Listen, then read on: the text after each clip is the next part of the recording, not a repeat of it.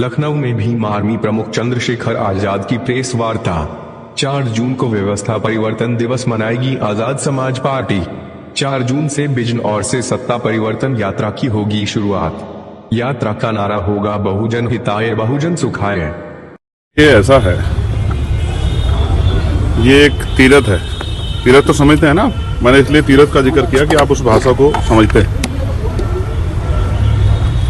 Doctor Savita Ambedkar ji ने, बाबा साहब अम्बेडकर जो भारत के संविधान के निर्माता हैं, जो लोकतंत्र के जनक हैं, जो महिलाओं के, किसानों के, कमजोरों के, देश के प्रत्येक नागरिक के बराबर के अधिकारों के लेखक भी हैं। और मैं समझता हूं कि इसी भारत ने उनको भारत रत्न से नवाजा भी। तो यहाँ उनकी अस्थियां रखी हुई है।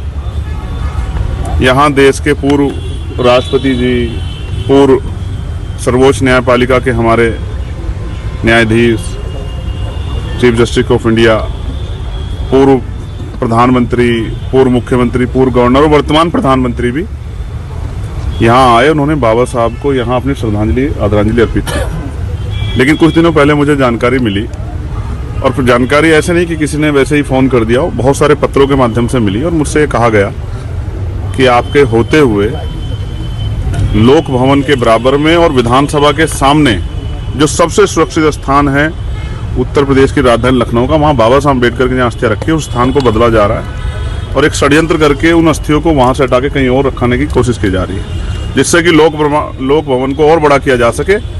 और इसके लिए वो करोड़ों यूपी और देश में रहने वाले करोड़ों बाबा साहब अम्बेडकर के, तथागत बुद्ध के, क्योंकि यहाँ बोधि वृक्ष भी है, यहाँ धम्मचक्र की स्थापना भी हुई है, उन सब की भावनाओं के साथ खिलवाड़ या उनको कुचलने का काम किया जा रहा है।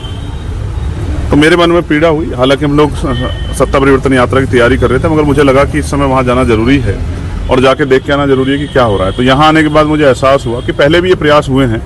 जब बोधि वृक्ष को जो है हटाने का प्रयास किया, उसका चबूतरा तोड़ा गया, तब अनिकेत जी और हमारे साथियों ने एक बड़ा मजबूत प्रोटेस्ट करके उसको रुकवाया, और अब फिर पुनः प्रयास किया जा रहा है। शायद उनको लगता है कि अब ये इतना बड़ा प्रोटेस्ट नहीं कर पाएंगे या इसको रोक नहीं पाएंगे। मैं बस ये कहना चाहता हूँ कि ना हम प्रोटेस्ट करना चाहते, ना ही हम कोई और आंदोलन या उस तरह की जो है रूपरेखा में जाना चाहते, लेकिन सरकार ये गलतफहमी ना करे, रखे अपने मन में कि वो इसको हमसे छीन लेगी या इसको यहाँ से परिवर्तन करने के नाम पे कहीं और उजाड़ देगी यहाँ से। तो ऐसा नहीं होगा, किसी कीमत पे हम लोग अम्बेडकरवादी लोग ऐसा नहीं होने देंगे। ये बात बताने के लिए यहाँ मैं उपस्थित हूँ, और मैं ये बात डंके की चोट पे कह रहा हूँ कि अगर हमारी भावनाओं का सम्मान नहीं हुआ, जैसे मुझसे कहा गया कि सरकार की वजह कि हमने एक स्मारक बनाया है, तो वहाँ हम लोग इसको शिफ्ट करना चाहते हैं। तो जैसे अयोध्या में राम जी का मंदिर जो है, अब तो उसका बड़ा शिलान्यास हो गया है, तो उत्तर प्रदेश में जितने धार्मिक स्थल हैं, क्या आप उनके धार्मिक स्थलों में जो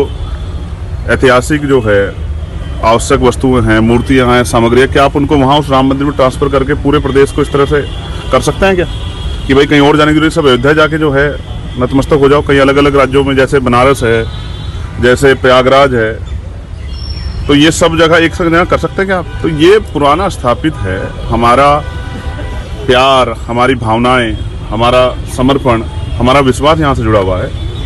इसके साथ अगर सरकार छेड़खानी करेंगे तो हमें मजबूरी में दूसरे काम छोड़ के राजनीतिक आंदोलन को खड़ा करना पड़ेगा पूरे उत्तर प्रदेश। और जब ये अभी भी ये सत्ता परिवर्तन यात्रा जब निकलेगी, तो मैं घर घर जाके लोगों को बताऊंगा कि सरकार हमारे महापुरुषों के सम्मान से किस तरह खिलवाड़ कर रही है और हमारी भावनाओं किस तरह कुचलने का काम कर रही है। मैं छोड़ूंगा नहीं सरकार को इतनी आसानी से।